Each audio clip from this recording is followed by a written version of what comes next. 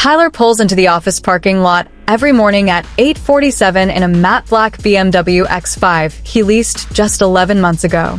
His monthly payment is $839 for 36 months. He always parks in the first available spot near the main entrance, not for convenience, but because his car is clearly visible from the second-floor conference room where his team holds meetings every Tuesday. Tyler works in corporate marketing and earns $94,000 a year. Whenever a new client visits, he makes sure to personally walk them to the elevator and casually ensures they notice his car on the way out. The truth is that BMW isn't just transportation for him. It's a rolling business card made of German engineering and monthly payments he can barely keep up with. Meanwhile, Margaret parks in the far back corner of the same lot every morning at 8:22. She drives a 2020 Toyota Camry that she bought used 3 years ago for $22,400 in cash. There's a small dent on the rear bumper that she never fixed because it doesn't affect how the car runs. Margaret is the head of operations in the same company. She earns $112,000 a year. Tyler's net worth is negative $17,000. Margaret's net worth is $1.1 million. Tyler looks rich. Margaret is rich. They work in the same building, earn similar salaries, yet their financial realities are worlds apart.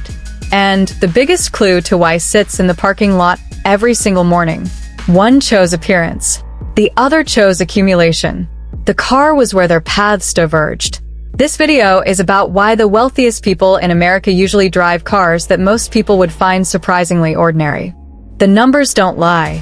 According to one of the largest studies of millionaires ever conducted, the median price millionaires paid for their latest car was just $31,367. For people worth $10 million or more, it was around $42,000. Compare that to the average new car price in America today, which is now over $48,000.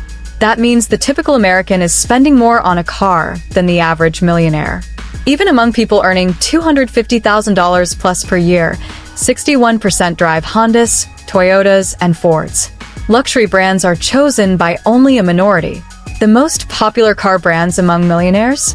Toyota first, then Honda, then Ford. Mercedes and BMW come much lower on the list. Most millionaires drive cars that are 3 to 5 years old. They understand something critical. Cars are one of the biggest wealth destroyers in everyday life. A new car loses about 20% of its value in the first year. By year 5, it's lost around 40%. Cars don't build wealth, they quietly drain it. Let's look at the real cost. Tyler pays $839 every month for his lease. Over 3 years, that's more than $30,000, and at the end, he owns nothing. Margaret's total cost of ownership, including fuel, insurance, and maintenance, averages around $330 to $350 per month. She'll drive that Camry for 8 years, then sell it and repeat the process with another solid used car. The monthly difference between them is roughly $500. That $500 invested every month at a conservative 8% return over 30 years grows to approximately $745,000, just from the car decision. Margaret's $1.1 million net worth didn't come from a huge inheritance or some genius investment. Like most millionaires, 88% are self-made. She built it by protecting the gap between what she earns and what she spends. And the car was one of the biggest places she protected that gap.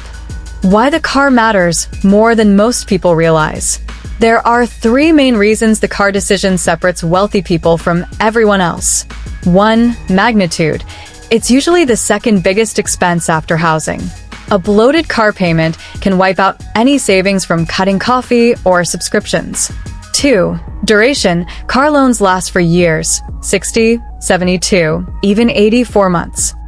It becomes a long-term leak in your finances. 3. Social pressure. No other purchase screams status like a car. Many people would rather look successful than actually become successful. The person driving the BMW gets compliments.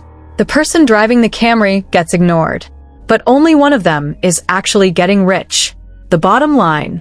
Millionaires don't drive modest cars because they're cheap or miserable. They drive them because they understand math and priorities. They know that every dollar spent on unnecessary car payments is a dollar that never gets to compound for decades. Tyler is performing wealth. Margaret is building it. The parking lot forgets what car you drive the moment you leave. Your bank account and future self remember every single decision. So the question is simple. Are you buying a car to impress people who don't care about your future? Or are you choosing a car that helps you build the future you actually want?